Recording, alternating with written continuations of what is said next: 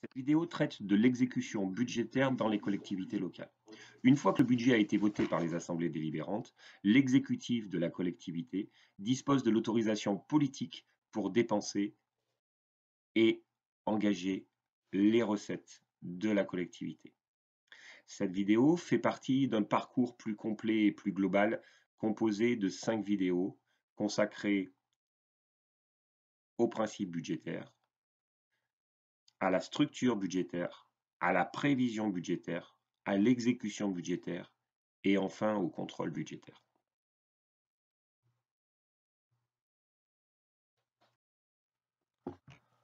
Dans la diapositive précédente, nous avons vu quelles étaient les spécificités de l'exécution des dépenses. Dans celle-ci, nous allons voir quelles sont les spécificités de l'exécution des recettes. Mais d'abord, consacrons-nous à examiner la valeur juridique des titres de recettes émis par les collectivités publiques. Dans la vie normale, deux personnes, dont l'une peut devoir de l'argent à une seconde. Le créancier, qui attend d'être payé, n'a pas d'autre moyen pour forcer le débiteur qui lui doit de l'argent que de saisir les tribunaux. Le tribunal rend un jugement exécutoire, et sur la base de ce jugement exécutoire, le créancier saisit un huissier qui va aller prélever d'autorité le recouvrement sur le débiteur. C'est donc sur la base d'un jugement exécutoire que l'huissier peut mettre en œuvre ces mesures de recouvrement forcé. Et bien, la spécificité des titres de recette, c'est que le titre de recette est exécutoire, ce qui donne au comptable public la possibilité d'agir de façon forcée et sans avoir besoin d'un jugement supplémentaire. Le comptable public peut envoyer un huissier et mettre en œuvre tous les recouvrements forcés, y compris en utilisant la force publique pour recouvrer de l'argent public. Le titre de recette exécutoire a donc une valeur juridique forte.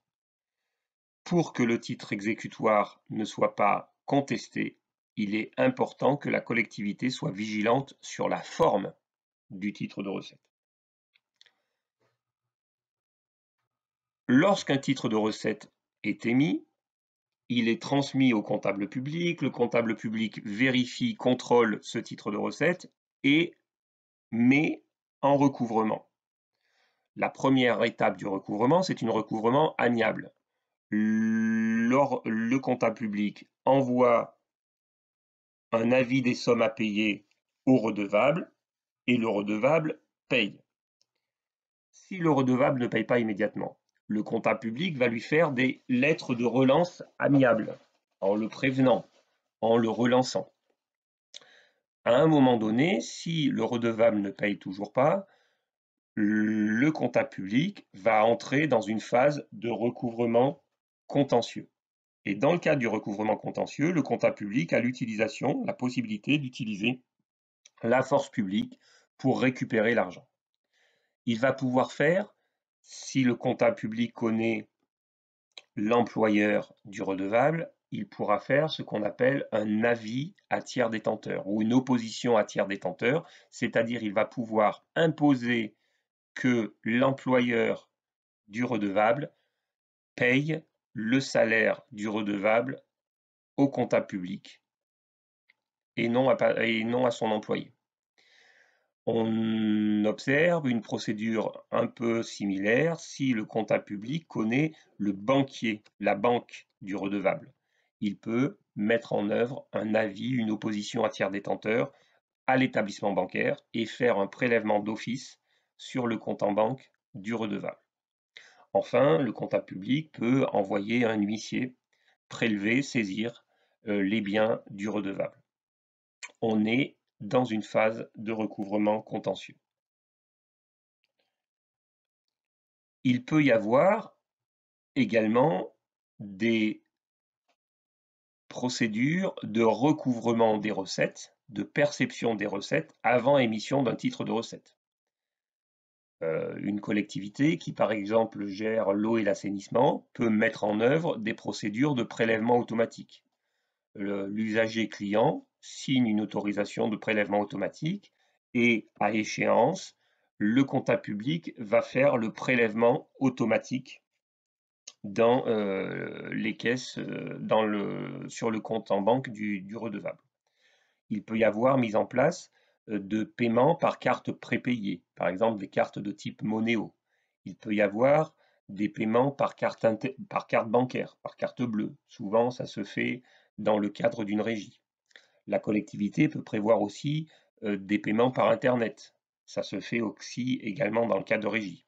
La collectivité, on trouve ça notamment pour l'eau et l'assainissement, peut permettre que les usagers payent par titre interbancaire de paiement. En d'autres termes, auparavant, on avait émission d'un titre de recette et le redevable payait le titre de recette, soit en se rendant au guichet du comptable public, soit en envoyant un chèque. Ça constituait, pour certains usagers, des procédures relativement lourdes. Et l'enjeu pour les collectivités, c'est d'autoriser le redevable à payer par différents moyens, de façon à ce que le redevable y paye le plus rapidement possible et que le comptable public ait le moins de recouvrements forcés, contentieux à mettre en œuvre, car ces recouvrements contentieux génèrent des coûts de traitement administratif parfois importants.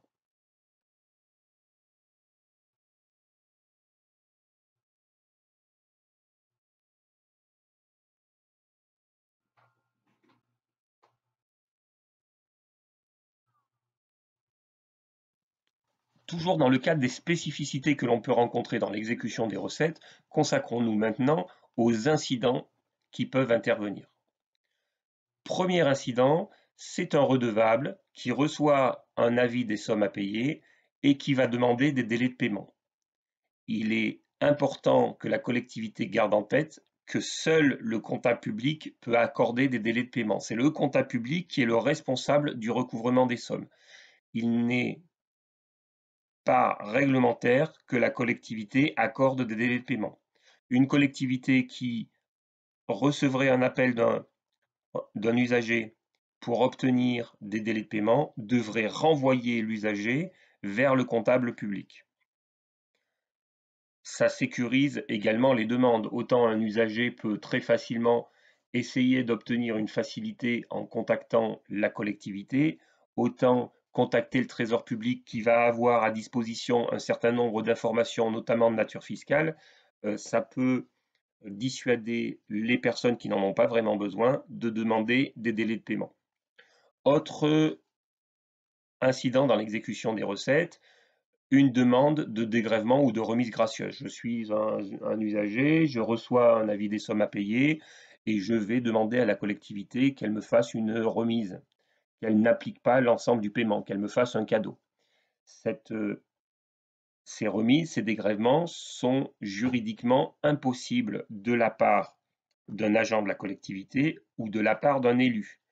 Ça relève d'un délit pénal qui s'appelle la concussion. Seule l'Assemblée délibérante peut, en toute transparence, adopter des remises gracieuses ou des dégrèvements. Lorsque l'Assemblée délibérante adopte des remises gracieuses ou des dégrèvements, il est important qu'elle vérifie à ne pas rompre l'égalité des citoyens devant les charges publiques. C'est un principe inscrit dans la Déclaration des droits de l'homme et du citoyen. Ce qui veut dire que chaque citoyen placé dans la même situation juridique devrait pouvoir bénéficier d'un même dégrèvement ou d'une même remise gracieuse. On trouve souvent des délibérations qui accordent des dégrèvements ou des remises gracieuses, par exemple dans le domaine de l'eau et de l'assainissement, en cas de fuite d'eau. La collectivité délibère sur un principe et tous les usagers qui sont confrontés à des fuites d'eau se voient appliquer le même principe de remise gracieuse. En dehors de ces cas de figure et de délibérations votées par l'Assemblée délibérante, il n'est pas possible d'accorder des dégrèvements ou des remises gracieuses. Lorsque la collectivité fait une erreur matérielle dans l'émission du titre de recette, elle a la possibilité d'annuler son titre de recette, de faire une annulation qui est totale ou partielle. Si j'émets un titre de recette en 2019 et que la demande de correction arrive en 2019, dans le système informatique, je retouche mon titre de recette sans difficulté. Si en revanche, la demande de correction arrive sur un exercice ultérieur, par exemple, je fais un titre de recette en 2019 et la demande de correction intervient en 2020. L'exercice budgétaire 2019 étant clos, je ne peux plus revenir en arrière, je ne peux plus retoucher le titre de recette. Je vais donc faire une annulation de titre de recette et lorsque l'on fait une annulation de titre de recette sur un exercice postérieur, on va annuler le titre de recette en émettant un mandat. On émet un mandat, ce qui nécessite d'avoir prévu des crédits au budget pour pouvoir le faire. Enfin, quatrième incident, un redevable doit payer une certaine somme. Le comptable public met en œuvre toutes les procédures de recouvrement forcé et s'aperçoit que le redevable a disparu. On n'arrive plus à trouver son adresse. Que le redevable est insolvable. On envoie l'huissier, il n'y a rien à prélever chez lui. Alors, le comptable public constate qu'il ne lui sera pas possible d'émettre le titre de recette.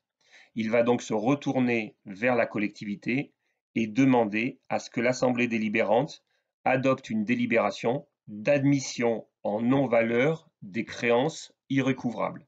Ça veut dire qu'on va constater que ces créances-là ne seront pas recouvrées malgré tout le travail qui a été fait par le comptable public.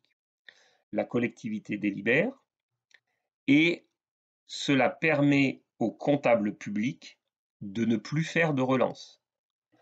En contrepartie de cette délibération, la collectivité, elle doit émettre un mandat pour sortir ses titres de recettes de sa comptabilité. Il est important de noter que la délibération d'admission en non-valeur des créances irrécouvrables n'éteint pas la dette.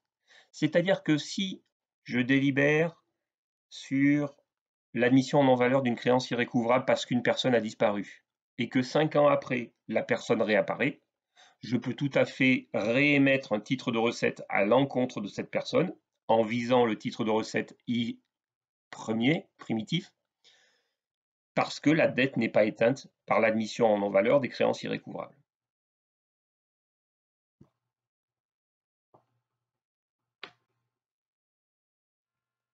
Si à l'issue de cette vidéo, vous avez besoin d'informations complémentaires, de documents, n'hésitez pas à nous contacter à l'adresse qui s'affiche. De la même façon, Finance Territoriale a digitalisé l'ensemble des formations inscrites à son catalogue. Elle peut donc très facilement répondre à vos attentes et vous proposer des formations à distance ou mixtes, à distance en présentiel ou complètement en présentiel, à des tarifs optimisés par rapport aux tarifs des autres sociétés de formation. Au-delà de ces formations inscrites au catalogue, la méthodologie que nous mettons en œuvre et le très large réseau de nos intervenants nous permet, toujours à des coûts optimisés, de vous proposer à distance ou mixte n'importe quelle formation relative à la gestion des collectivités ou au management public.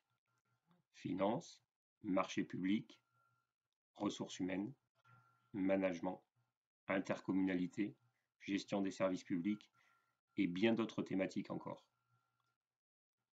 Chaque fois que vous avez un besoin en matière de formation, n'hésitez pas à nous solliciter.